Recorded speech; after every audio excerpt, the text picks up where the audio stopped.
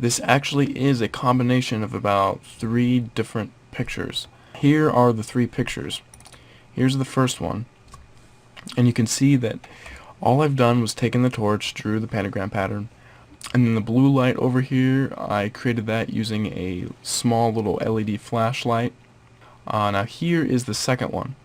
Both of these pictures, this one and this one, was taken on a tripod, and the tripod did not move throughout these 2 exposures. The only part that moved was the head of the tripod. Then for this picture, I just tilted it up a little bit so I could get the sky and the detail of the tree and everything, and I illuminated the ground. I think I either used a flash or I used that mini flashlight that I was talking about earlier.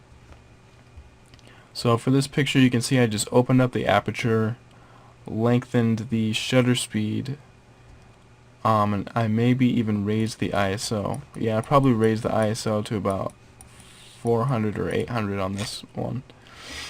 So that's that. Next picture, this is a star trails picture taken out of my backyard. So now we're going to combine these in Photoshop. And now you get a square image, so now we can just select all of these, click and drag and drop into the Photoshop canvas, and it will place them in there. Now you'll see that you get a little X on this, so just push enter to place that in there. If that shows up, enter and enter this picture, because I don't want to view it, so I'm going to click the little eyeball, just go to opacity and lower that to 40% or 50% or something.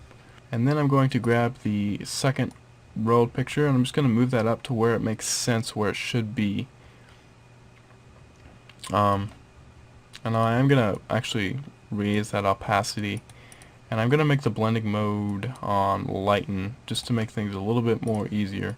If you match this dot with this dot right here, you can see that they go in pretty nice and well. So just try to get that as close as you can.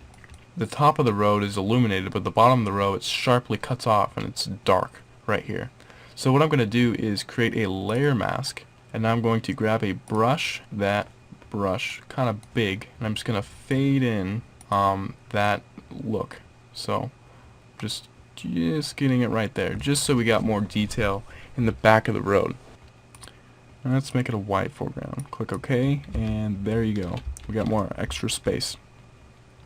So now, if I select the Star Trails picture, I can then click the blending mode to be lighten underneath the gradient tool, and I'm just going to make this color black, and I'm just going to paint that in there. So we got that. Now, with it selected, let's press Control T. Next, let's just drag and drop the corner to make this thing larger. And I want this over the horizon of this picture. And what I'm going to do is erase this bright part of the picture. So again, to erase parts of pictures, what you do is create a layer mask on that layer, select the layer mask, and then grab a big soft black brush and just fade away that harsh looking bright color. So I'm actually going to make it black and just erase this completely, just like that.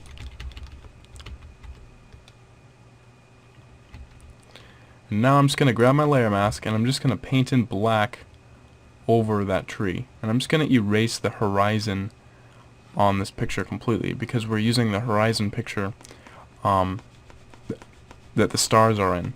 Just going to completely get rid of that sky because we don't need that there. There we go, we just have our road. And now if we add the star trails, that is what it looks like.